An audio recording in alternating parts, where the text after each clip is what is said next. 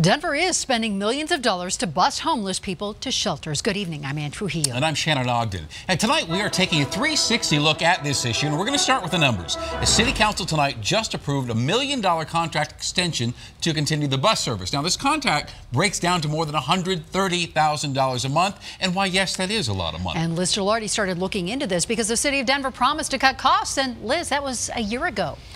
Well, as we know, homelessness is a complex issue, but it's something we're all spending money on as taxpayers. That's why we're taking a 360 view when it comes to the millions Denver is spending running buses to shelters. Last year, the city told me about plans to cut costs, but it hasn't happened yet.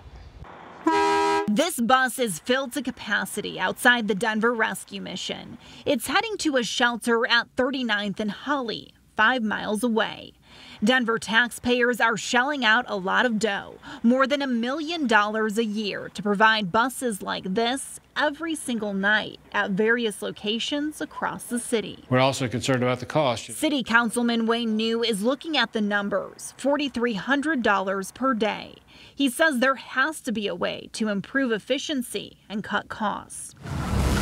So we did the math. A bus pass on RTD will set you back $5.20. They transport about 700 people per day. Grand total, $3,600. That's about $700 less per day. The city promised to cut costs a year ago, but tonight council approved another $1 million contract extension to bus homeless people to shelters. So we did look at buying our own buses. Julie Smith with Denver Human Services says the estimate exceeded their budget and did not meet handicap accessibility needs. So we did a quick Google search for a new ADA compliant bus. We found this brand new one for $143,000. That's slightly more than the city spends each month. The city told us last year buying its own buses could cut costs by half. And that's what it is. This is not an issue that is going to go away cheaply.